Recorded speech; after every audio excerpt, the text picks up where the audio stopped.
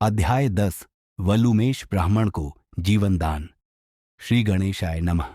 एक दिन नामधारक ने जिज्ञासा के साथ सिद्ध योगी से प्रश्न किया, हे महामुने, आपने कहा था कि श्रीपाद श्री वल्लभ सूक्ष्म रूप में आज भी कुरवपुर में विराजमान हैं।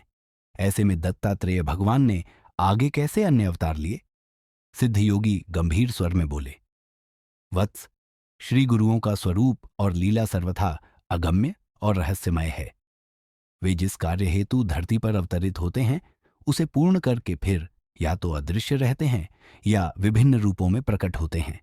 यह जानना आवश्यक है कि एक ही पर ब्रह्म तीन रूपों में प्रकट होकर ब्रह्मा, विष्णु और महेश बनता है और उन्हीं की शक्ति से यह सृष्टि चक्र चलता है।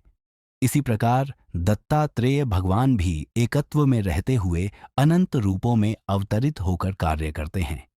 भक्त यदि सच्चे हृदय से सेवा करे, श्रद्धा रखे, तो श्री गुरु स्वयं उसकी रक्षा करते हैं। अब मैं तुझे एक अत्यंत हृदय स्पर्शी कथा सुनाता हूं जो इस सत्य की साक्षात पुष्टि करती है। सिद्ध ने आगे कहा, वलुमेष नामक एक ब्राह्मण था जो कश्यप गोत्र का था।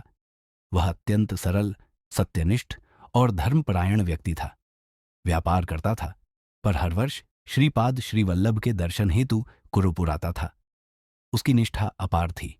इस बार वह व्यापार हेतु निकला और मन में एक संकल्प लिया, यदि इस बार व्यापार में अच्छा लाभ हुआ तो मैं कुरुपुर में 1000 ब्राह्मणों को भोजन करवाऊंगा। संकल्प के साथ वह मार्ग में हर समय श्री गुरु का ध्यान करता रहा।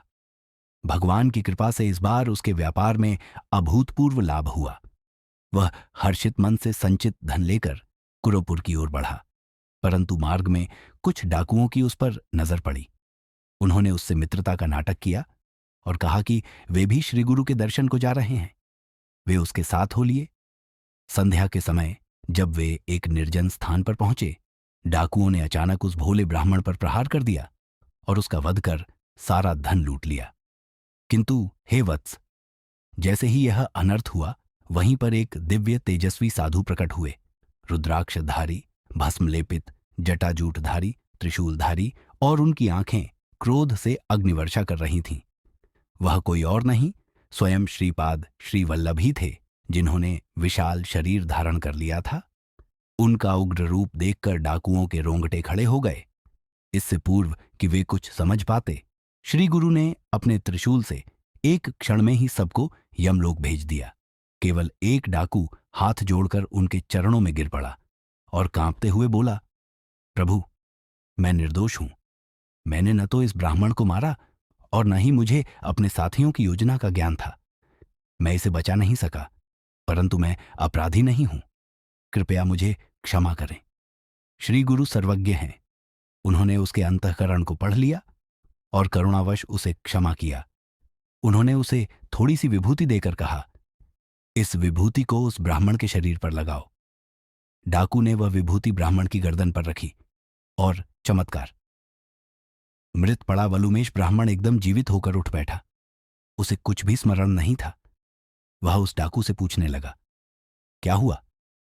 ये मृत शरीर कौन है?